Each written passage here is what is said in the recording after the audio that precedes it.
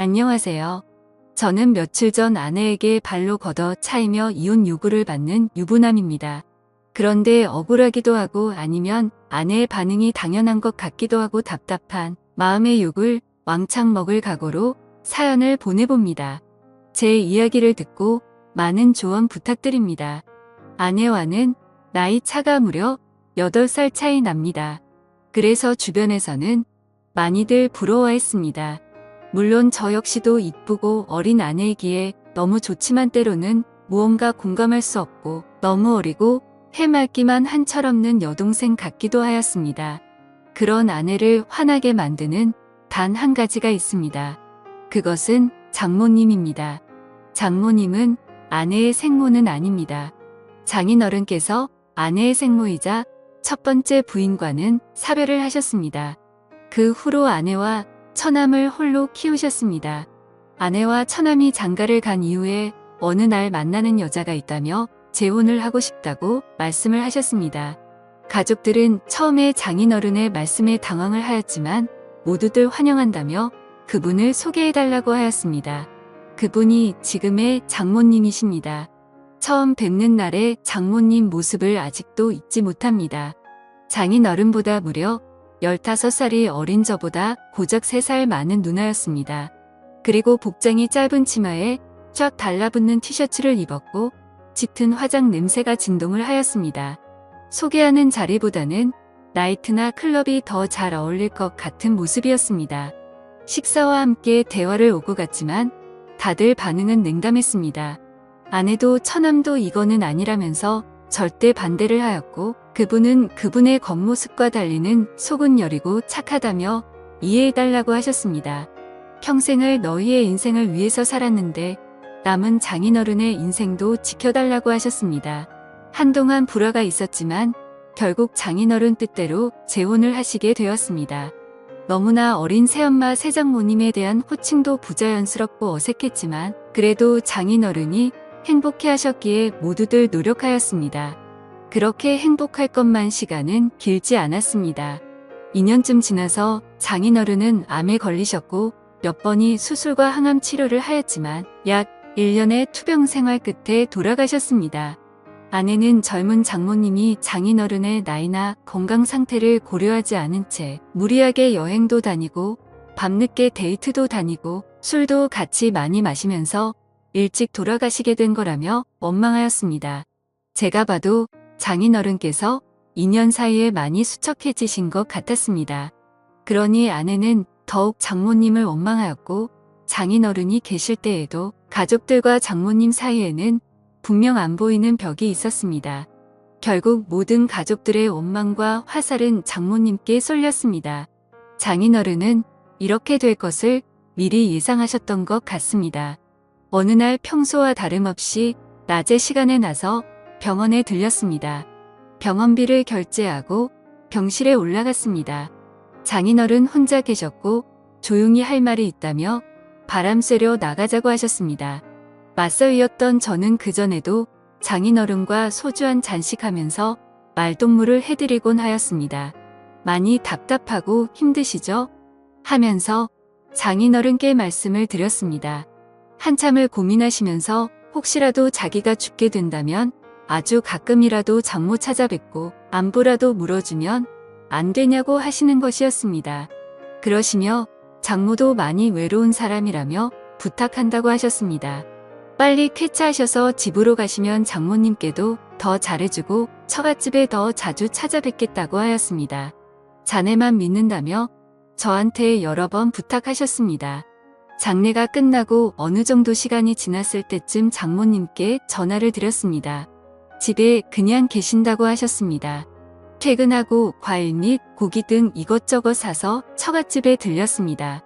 아내 보고 같이 가자고 하면 불같이 화를 내며 안 갈 것이 뻔하기에 퇴근길에 혼자 갔습니다. 장모님께서 말을 안 한 지 사람을 안 만난 지 며칠이나 지났는지 모르겠다며 반갑다고 하셨습니다. 장모님도 많이 수척해지시고 예전과 달리 얼굴에 그늘이 가득했습니다. 장모님의 이런저런 넋두리와 저녁 식사를 마치고 나왔습니다. 다음에 또 오겠다고 인사를 드린 후 나왔습니다. 고맙다고 자주자주 놀려오라고 하시는 모습에 마음이 아팠습니다. 그날 이후 3일에 한 번씩은 꼬박꼬박 전화를 드렸습니다. 집에만 계시지 말고 친구도 만나시고 나들이도 다니시라고 말씀을 드렸습니다. 갈 곳도 만날 사람도 없다며 그냥 집이 좋다고 하셨습니다.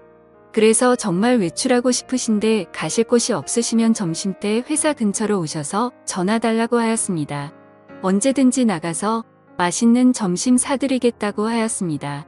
그 후로 가끔 오셔서 점심도 같이 먹고 카페도 가서 대화도 하였습니다. 어느 날 아내가 이런 사실을 알게 되었고 저한테 불같이 화를 내었습니다. 그래서 장인어른 부탁부터 있었던 사실을 전부 이야기해 주었습니다.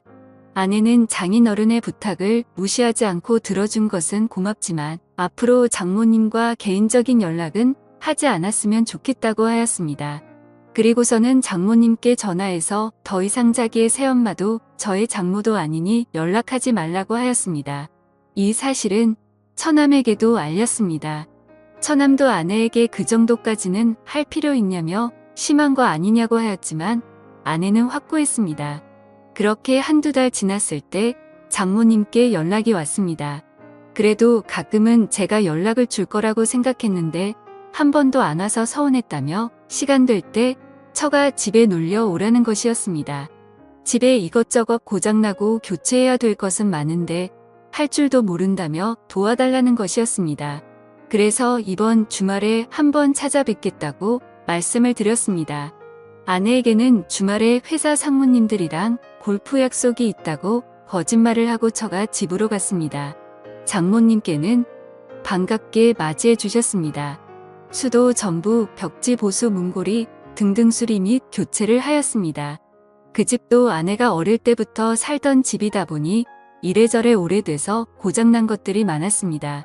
점심때가 훌쩍 지나서야 모든 것이 끝났고 늦은 점심을 먹게 되었습니다. 장모님께서는 고생 많았다며 맛있는 음식과 막걸리를 주셨습니다. 한 잔, 두 잔 주시는 대로 마시다 보니 조금 취하게 되었고 소파에 쉬다가 잠이 들었습니다. 한참을 자다가 깨어보니 시간은 많이 늦었고 아내에게 술자리가 길어졌고 상무님 집으로 다 같이 2차로 가게 되었다며 내일 들어갈 것 같다고 문자를 남겼습니다. 그러고는 다시 거실 소파에서 잠을 잤습니다. 잠을 자고 있는데 무언가 소리가 들렸고 장모님 혼자서 술을 드시고 계셨습니다. 저도 옆에 앉아 한두 잔 거들면서 장모님 말씀을 들었고 결국 만취하게 되었습니다. 그런데 그날 사고가 터지고야 말았죠. 술을 너무 많이 마신 탓인지 벌어지면 안 될 일이 벌어지고 말았던 거였죠. 다음날 아침에 눈을 뜨자마자 머리가 깨질 듯이 아팠지만 주마등처럼 모든 기억이 되살아나서 환장할 것 같더라고요. 그래서 서둘러 집으로 돌아갔고 마음이 너무 무거웠습니다. 그랬던 제 표정을 읽었다는 듯 아내는 무슨 일 있냐고 계속 물었고 아무 일도 없다며 대충 얼버무리고 말았습니다. 그 사건 이후 장모님은 그냥 즐기면 되는 거라고 하시면서 더 노골적으로 만남을 요구하셨습니다.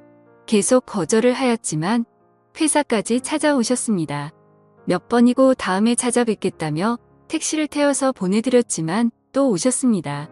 결국 장모님의 성화에 모시겨 가끔씩 장모님 댁을 가게 되었고 그렇게 몰래 만남을 가지게 되었습니다. 하지만 꼬리가 길면 잡히듯 아내가 어떻게 알았는지 모르겠지만 어찌됐든 모든 사실을 다 알게 되었던 거죠. 아내는 제가 처가 집에 있을 때 벌컥 들어왔고 장모와 머리채를 잡고 싸웠습니다. 제가 힘겹게 그 둘을 띄워놓고 아내를 차에 태워서 저희 집으로 왔습니다. 오는 길에 장모와 아내는 전화로 싸웠고 그 와중에 장모의 이야기를 듣게 되었습니다. 아내의 태도가 너무 마음에 안 들어서 일부러 꼬신 거라며 약 올리더라고요.